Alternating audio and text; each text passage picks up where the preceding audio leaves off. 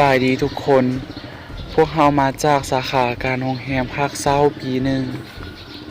ในมื้อนี้พวกเราจะมาเรียนรู้เกี่ยวกับ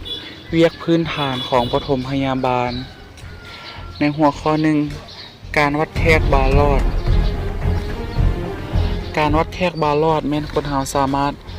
วัดแทกได้ทาง3ทางคือ 1. ทางปาก 2. ทางขี้แฮ 3. ทางหูทวาร และวิธีเอาจะมีคือ 1. การเอาทางปาก การเอาทางปากแม่นคล้ายคือกันกับเฮาจับปากกาเขียนก็คือจับบาลอด ใส่นิ้วชี้นิ้วกลาง นิ้วโป้ใส่ในผู้ใหญ่และเด็กที่มีอายุใหญ่กว่า6ปีใช้เวลาอยู่ประมาณ 3-5 นาที 2. การเอาบาลอดทางขี้แฮแม่นใช้เวลาอยู่ 5-10 นาที และวิธีเอามีคือ เอาทางส้นน้อยแหลมแง่เข้ากลางขี้แฮแล้วบอกให้งับหรือหนีบขี้แฮไว้ให้แน่นประมาณ 5-10 นาที แล้วจึงเอาออกมาเบิ่ง 3. เอาบาลอดทางหูทวารใช้เวลาอยู่ 1-2 นาที วิธีเอามีคือ ให้นอนสะแคงคู่เข่าทั้งสองเบื้อง แล้วเย่บาลอดเข้าทางหูทวารให้พอดีสุดหัวบาลอด และจับไว้ให้ดี เมื่อเวลาเด็กดิ้นยานบาลอดจะออกเข้าไปในหูทวารเลย ที่2กำมะจรกำมะจรเป็นการเต้นของเส้นเลือดเต้นในร่างกาย และมันจะคงกันข้ามกับจังหวะการเต้นของหัวใจของคนเฮาวิธีนับต้องมีโมงที่มีเข็มวินาทีที่ดี เดินได้ดี ให้คนเจ็บอยู่ในท่าสบายบอกให้เขาเจ้าฮู้ว่าเขาจะเฮ็ดหยังใส่ปลายนิ้วมือนิ้วชี้นิ้วกลางระหว่างลงบอนกำมะจรบีบลงเบาๆห้ามบีบแห้งหรือใส่นิ้วโป้บีบพร้อมถังเบิ่งเข็มวินาทีและนับไปพอว่าเต้นจากบาทหรือจากเทื่อต่อ1 นาทีหรือ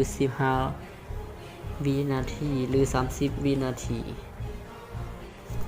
กำมะจรเต้นปกติดังนี้เด็กเกิดใหม่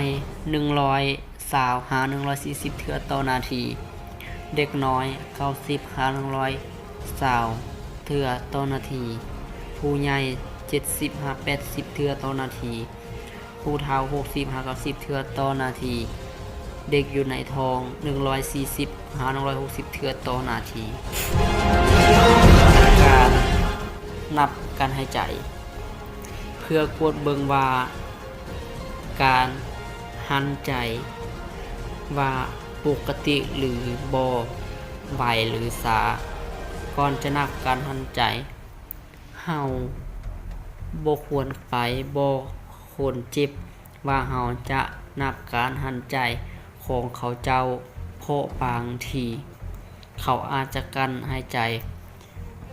ไว้ถ้าเขาเจ้าฮู้การนับการหายใจแม่นการนับหายใจเข้าและหายใจออกแม่นจะนับเอา1เทื่อหรือว่านับเอา15วินาทีแล้วคูณ4หรือจะนับเอา30วินาทีแล้วคูณ2ก็ได้คือกันถ้าหันใจไวกว่า40เทื่อหรือต่ำกว่า8เทื่อต่อนาทีจัดว่าอยู่ในขั้นอันตรายคนเฮาปกติหันใจ16หา20เทื่อต่อนาทีแค่ความดันเลือดจุดประสงค์เพื่อฮู้ปริมาณของเลือดในร่างกาย เพื่อฮู้ว่าเป็นพยาธิความดันเลือดสูงหรือต่ำ วิธีเฮ็ดตามปกติจะกำหนดเอา2ขั้นตอนคือ หัวใจบีบตัว และหัวใจหมายตัว ให้คนเจ็บนอนเหยียดแขนออกซื่อ และพันอยู่ระหว่างกลางของหัวไหล่หาคอพ้นศอก แล้วบีบลมเข้าทงลมเพื่อพันแขน อยู่นั้นจนเข็มขึ้นฮอดเลข200จึงเศร้า บีบแล้วค่อยๆปล่อยลม ออกให้เข็มมันค่อยๆลงตามกงเตอร์ และใส่หูฟังที่หูทั้งสองเบื้อง โดยมีเบื้องอัพเสียงนั้นแปะลงใส่บอนทางกลางของข้อพับแขนศอกนั้นแล้วฟังเสียงของเส้นเลือดเต้นมันดังทำ It you ซื้อเลขใดและสุดท้ายเสาดัง UT เลขใดแล้วจึงอ่านเป็นผลออกมา